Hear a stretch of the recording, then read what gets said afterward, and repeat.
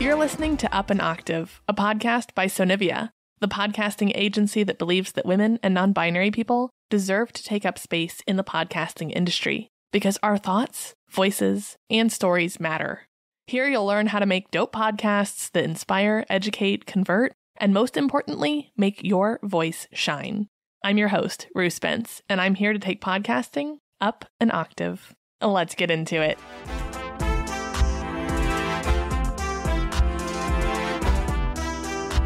Welcome back to Up an Octave. Today, we are talking about how to avoid running out of an idea for your podcast. This is such a common fear that I hear from new podcasters or people who are still thinking about starting a podcast.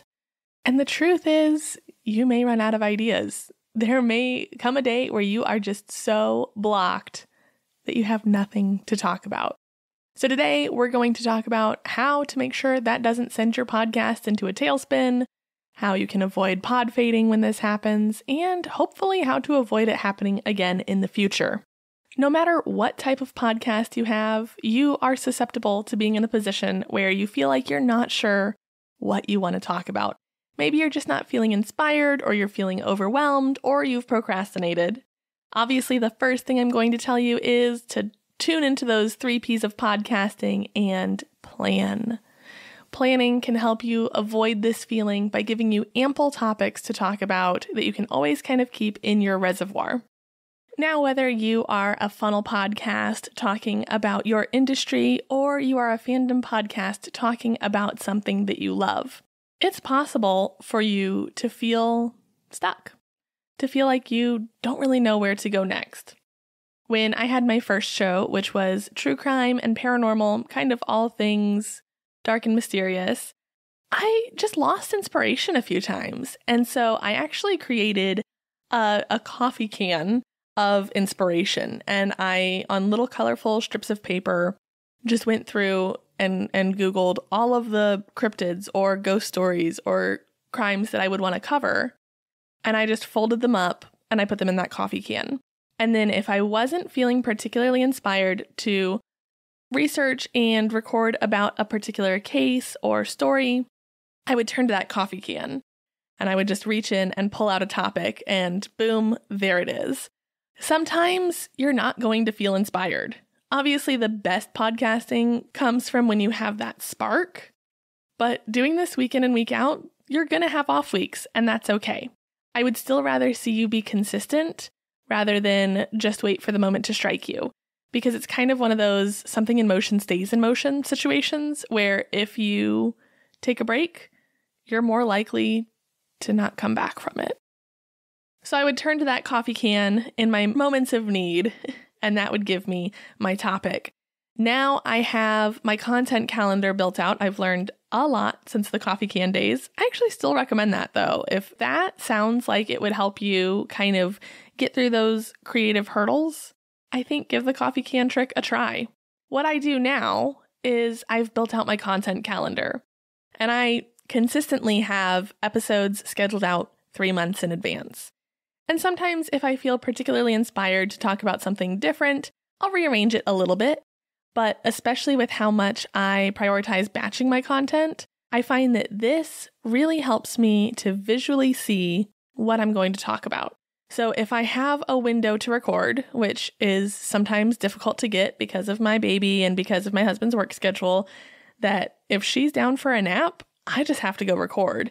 That if I didn't have my notes prepped or even an idea of what I wanted to talk about, I would be kind of screwed because then I would have to spend that time thinking about what I wanted to talk about. Whereas I can just go into my spreadsheet and go, bang, this week or today, right now, when I have time to record, I'm going to do the episode about what if I run out of ideas. I can just sit down and get to it. I don't have to think about, oh, well, I could talk about this, but I don't know. I know what I'm going to talk about. And I think having that big of a calendar or list is also really helpful because when you are batching content, you don't have to record in order. Recording does not have to be a linear experience. The only thing to keep in mind is to not reference something that you haven't had happen on the show yet.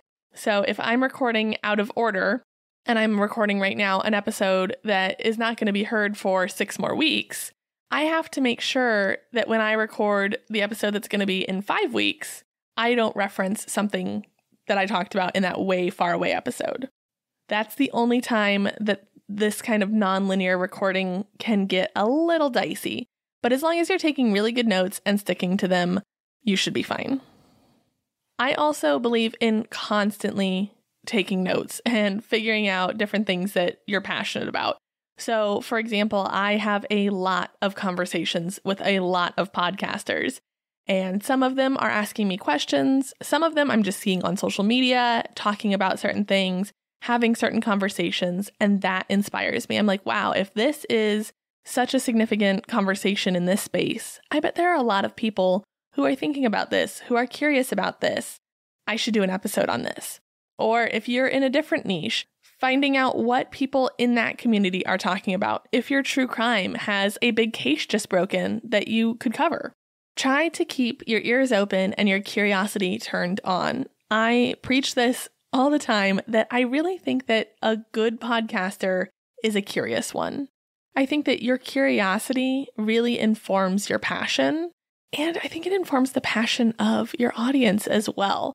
I find that the podcasters who admit that they're not the be-all, end-all expert on something, but say, hey, I'm learning about this, and I want to teach you about it too, because wow, this is so cool.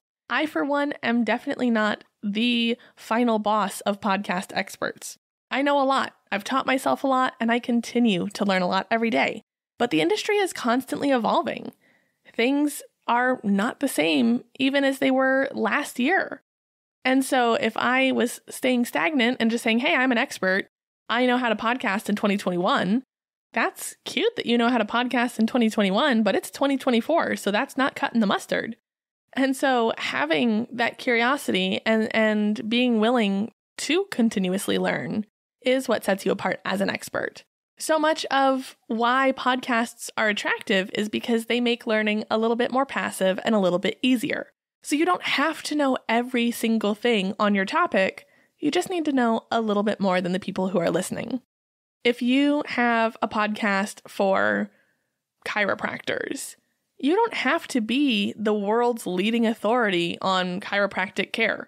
But if you can say, hey, I just learned about this new technique, I want to share it with you. There are going to be other chiropractors who are also very knowledgeable who go, wow, I'd never heard about that before. Thank you for teaching me. So that's somewhere that you can really never run out of ideas. I find that inspiration and motivation are not great judges of doing a thing. And I have found this in times where I'm really concentrating on lifting and working out in the gym. There are going to be days that you just don't want to do it. Your heart's not super in it, and you have to show up anyway, because that consistency, that momentum is what carries you through. So even if you're not feeling particularly jazzed to record an episode, see if you can find something that makes you a little bit curious, press record, and see what happens. Another reason that you might find yourself struggling to come up with topics is just that you're burned out. That can definitely happen in podcasting, especially if you are a one-woman show. If you are the only person who is running things behind the mic, off the mic, on the mic, and everywhere in between, it's a lot. And it can be taxing, and it can feel difficult to show up every week. So this is where I would suggest, again, batch your content so you can take a break. But if you're not in a place where you're able to take a break, if you are right up against the grind, figure out what you can do to take a little bit of the burden off. Maybe your episodes are just too long. A long episode is a heavily researched episode, is a long time in the recording chair, and it is a long time in the editing and post-production phase as well. If having an hour-long show is leaving you feeling burned out, switch to a 30-minute show. See how that liberates you and frees you to not feel so burned out and gives you so much time back. The difference between a 1 hour and a 30-minute show can be like 5 hours of your time. Figuring out your research for that length of an episode and then editing twice as much content, that's a lot of time back. So figure out what you can do to take some of that mental and time-based load off of yourself. I also find that the fear of running out of ideas or not knowing what to talk about is also kind of a confidence thing. And this sort of goes back to the fact that you only need to know a little bit more than your audience. You may think, oh, who am I to talk about this thing? But if that is something that you are really passionate about, then you're exactly who needs to be talking about it. And it's okay if you don't have literally all of the answers, because you at least have some of the answers. So that's why with my podcast launch clients, I take them through a 3-month content calendar. This is a part of the big meeting that we have. It feels like a sleepover where we just brainstorm and talk about their niche, how they fit into that niche, and what they are passionate about. And I love these meetings because they get a little bit silly. There is time spent just spitting stuff out. Hey, could you talk about this? Hey, could you do a whole 4-episode mini-series just on that? And so spending that time in that kind of generative idea brainstorming space helps you to get over some of those mental and emotional hurdles, some of that imposter syndrome that really comes to play when you are starting a podcast. I find that having at least 12 weeks of content mapped out, even if it's not completely fleshed out and ready to go, helps you to stave off that mind block, whatever it is that makes us struggle to come up with new ideas. And some of that, I think, comes from the abundance mindset, right? If we have 12 weeks ahead of us, that's 3 months. It's going to be a whole different season by then. That if we have that much content built out, we don't have to come up with an idea right now. If I am only coming up with my topics week to week to week, that kind of puts you in that scarcity mindset where it's very easy to go, oh crap, I don't know what I'm going to talk about. And so I just have to come up with something. And it's harder for your brain to thrive and be creative when it's in that kind of scarcity mindset. So giving yourself the extra wiggle room to come up with an idea once every 2 weeks. Okay, cool. As long as you have bulked out enough of your content calendar, that's a great pace. You don't have to think about a new episode every single day. You don't have to keep those wheels turning. You can give your brain a break, go for a walk, and have an idea just appear to you. Oh, wow. I really want to talk about this today. Yeah, let me go record that episode. That kind of inspiration is so much more likely to strike when you are not holding a gun to your podcast's head. If you really need a boost, if you are in your Lin-Manuel Miranda, come on brain, think of things, come on brain, be so smart era, which I've totally been there. If that is where you are, ask. Ask for feedback. Ask anybody. Ask your partner. Ask your mom. Ask the internet. Ask your listeners. Ask ChatGPT. Ask anyone who can help you enter that creative space. Say, hey, is there anything about my niche that you're curious about? And see what feedback you get. And this goes back to only having to know a little bit more than your listener, as well as not getting a blind spot about what the layperson does or does not know about your niche. So for example, let's say you have a podcast about cooking. It may be so obvious to you that smoke point is why you would choose to use vegetable oil instead of olive oil or butter or whatever cooking fat you choose to use. That may be so totally a no-brainer to you, but for someone who is just learning how to cook or maybe is finally curious about the chemistry of cooking, that may be so fascinating. And so if you go to your best friend and you say, hey, I have my cooking podcast. I'm not sure what to talk about. Is there anything that you want to know about cooking? And they could say, oh my God, I'm so curious why in some recipes I see people say they use vegetable oil, and in other recipes I see people say that they use olive oil or canola oil or butter. I would love to know why that is. What's the science behind that? Or maybe they want to know what a smoke point is. And if you're a super sciencey podcaster, you can talk about, oh, well, the smoke point's actually this. To you, that is just your everyday. When you are in the kitchen because you are an expert in that niche, you automatically know which cooking fat to grab. But the layperson who isn't as knowledgeable as you may feel so confused and overwhelmed by that one simple choice. That's a whole episode right there. Using that kind of community think tank, no matter where it is, if you're still a small show and you've got some quiet listeners who aren't super engaged yet or who are nervous to reach out, find someone in your life who you can talk about your thing with. I am such a big believer in having a community of support. And for me, that is entrepreneurs. I find that a lot of the people in my day-to-day life who do not have businesses struggle to relate with some of the challenges that I experience. And so even though I may not have a ton of podcasters or people in the podcasting industry who are able to give me some of that direct feedback about podcasting, shout out to Aaliyah from Golden Goose Creative. She is my podcasting ride or die. But having entrepreneurial friends, I have someone really close to me who works in video. I have someone really close to me who is a photographer. I have someone who's really close to me who is a music teacher. And so even though we're in different spaces, being able to turn to them and say, hey, I'm having a business thing. Can you help me? They understand and they are more prepared to collaborate in that way with me. Whether or not you're an entrepreneur and you have a funnel podcast or what that looks like for you, find people who you can creatively come together and collaborate with and say, hey, I'm having a thing. Back to the cooking podcast. If you have other chefs or home cooks or bakers that you can reach out to and say, hey, what are people asking you about? You know, there are communities on Facebook. There are local meetups. There are all sorts of ways that you can collaborate with people who share the same thing as you. I believe that finding those people is such a crucial way to not run out of ideas.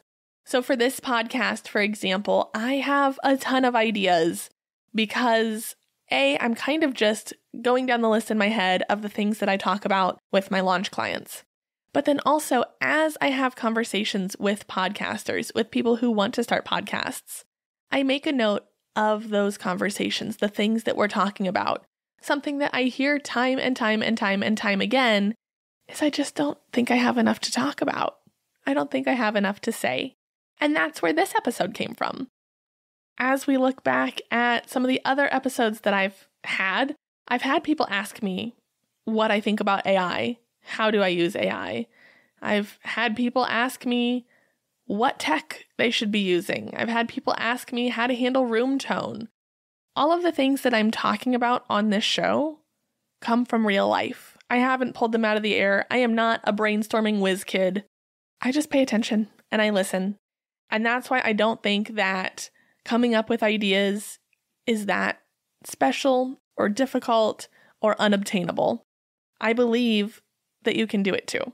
Pay attention to what people ask you about your niche. Pay attention to what you feel really good talking about. I love podcasting, but there are certain parts of it that I love more than others. And so those are the parts that I'm probably more likely to talk about.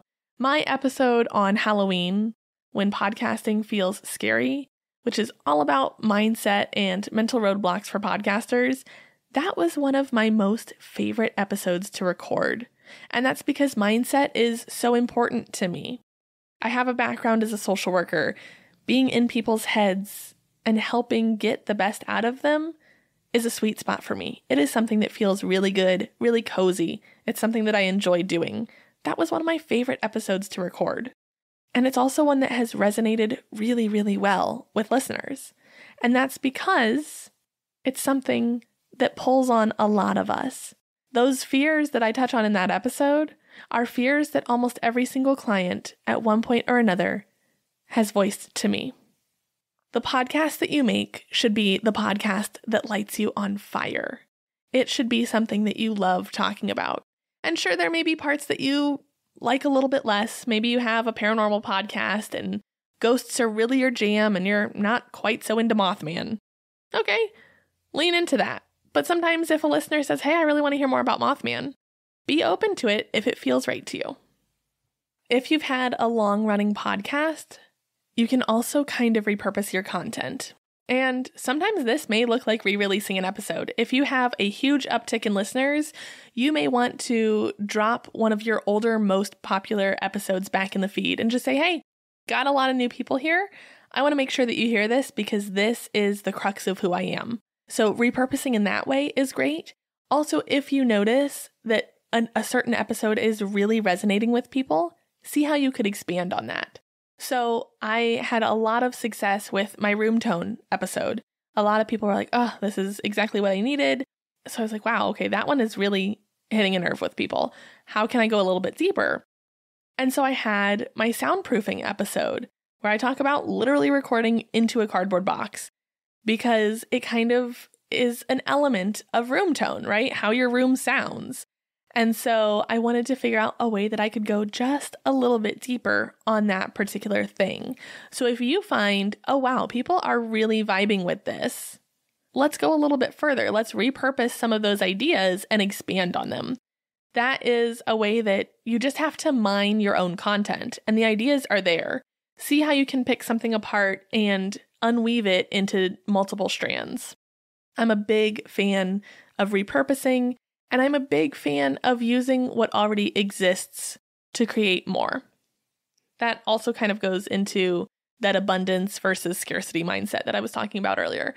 When you know that you have a wealth of content accessible within your own backlog, you're never going to run out of stuff. You can always go just a little bit deeper and tunnel in just a little bit further to find that magic. When in doubt, you can also have a guest on. Bringing on guests, especially if you are typically a solo podcast, is kind of a free week. You obviously want to pick the guest that is right for you and be mindful of the conversation that you have. Know what you're interested in about them. Know who they are. It's always kind of embarrassing to me when I hear a podcast interview with a guest and it's clear that the host has no clue who this person is. It doesn't feel warm. It doesn't feel personal. It feels like they just pulled someone in off the street and said, cool, sit down and record. So obviously there is a little bit of prep work that needs to go into it, but a lot of the inspiration is removed because the inspiration is the guest. So if you are like, I am feeling really burned out, I really don't have it in me to do all this research and come up with this thing and talk about it for an hour, see who you can invite into your space. See how you can share that recording space with someone else to get their insights and their expertise, which you may find is super inspirational to you. Something that they say may light that fire in you, and you're like, cool, I know I'm going to talk about that next week. I find that these are kind of little podcasting brain breaks. I love doing my Pass the Mic series where I get to talk with other podcasters, and I pick podcasts that I'm really enjoying or podcasters whose stories are inspiring to me, and I just get to listen. I just listen to their shows and I go, I want to talk about that. I'm curious to learn more about this. But it's not me having to sit for a long time and type out all these notes and go, all right, I need to make sure I talk about this. I need to make sure I talk about that.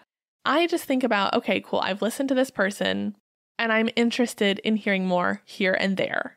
And so for you having a guest, think mindfully about the type of questions that you want to ask and the conversation that you want to lead, but it takes a lot of pressure off of you. So if that is something that you haven't been doing, if you've only been kind of solo recording, having a guest in your space can really open up some of your creative juices. And the last tip that I want to share is seasons. I'm not always the biggest fan of seasons if they're going to eliminate your consistency. That is something that I see where people will have like season 1 and then like a 6-month break before season 2. Truly, that just kind of kills your SEO. And in a lot of ways, it can be like starting from scratch unless you've got the following that is willing to wait for you. But you can have seasons either mentally or you can have just back-to-back seasons that are just a way of organizing your content. So I've been working with Molly Savage from Help My Farm on launching a podcast all about women who farm.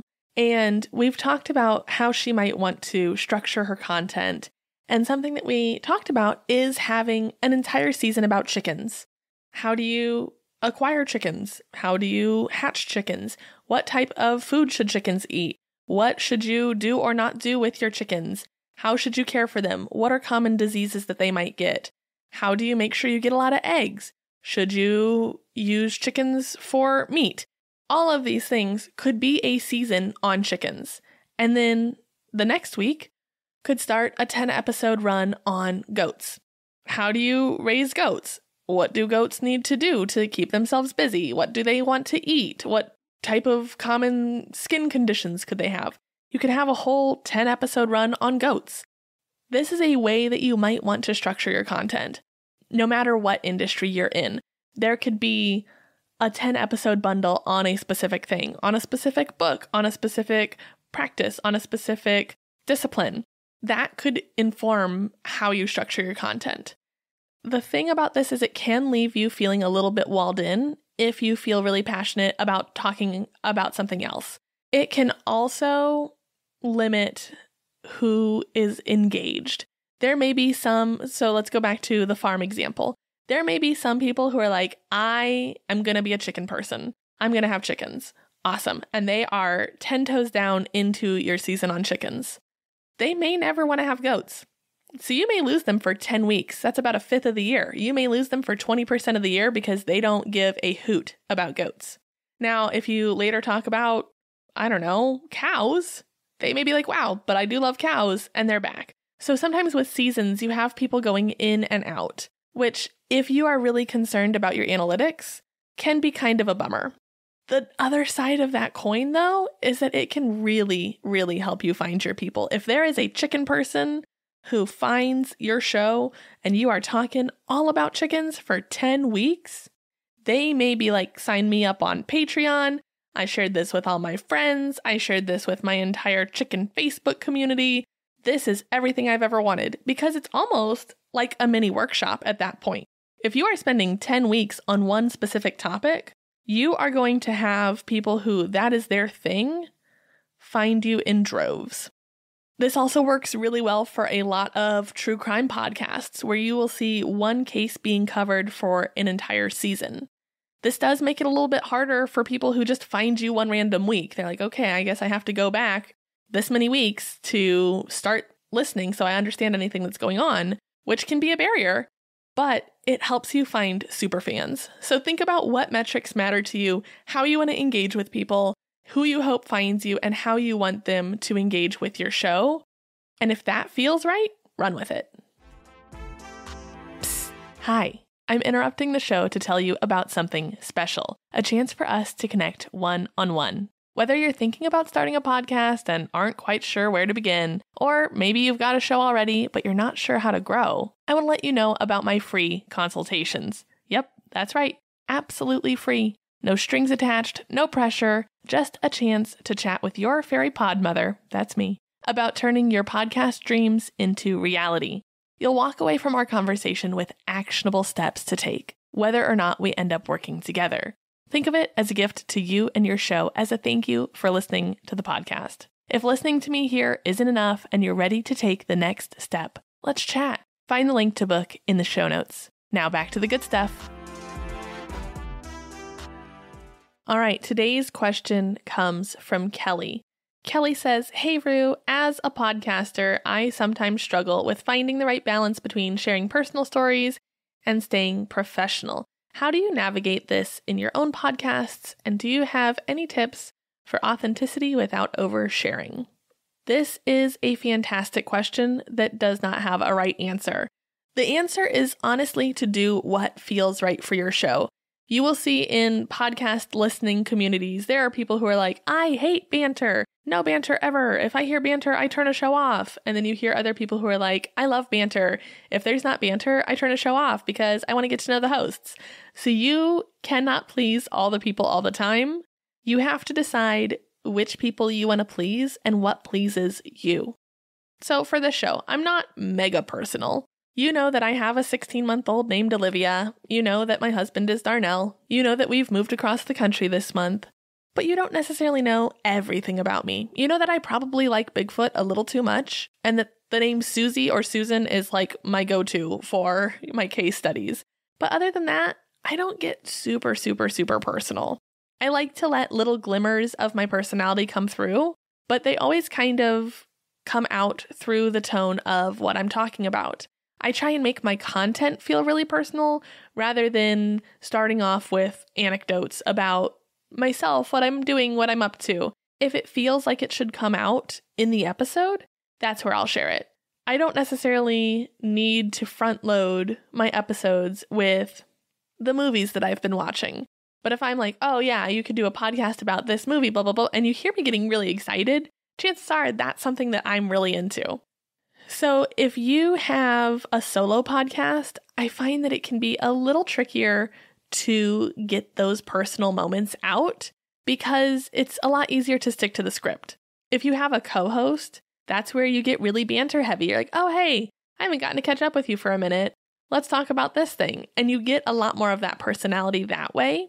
I do caution you against not having any vulnerability and authenticity in your show. When you are super robotic, unless that is the purpose of your show, unless you are like a storytelling podcast or a very, very, very niched down specific type of podcast, or a narrative fiction podcast. I'll give that one as well. Unless you are those types of podcasts, if you are just, this is the facts, this is what this website says, here is a quote from this source, anyway, this is the information, thank you for listening, goodbye. If that is the tone that you're setting for your show, I can just Google that. Your listeners are not going to engage with you if you are just giving them information that they can find and consume more quickly on the internet. People listen to podcasts because of what they provide. Even your news personalities, if you like to watch a specific news show, chances are there is something about the newscaster that you like that makes you want to engage. You can just grab your news off the internet right now in 5 minutes. But if you are tuning in to a morning news show, chances are there is something engaging and captivating about those hosts that is the reason that you are tuning in. So I say all of that to say, at least let some of your humanity shine through.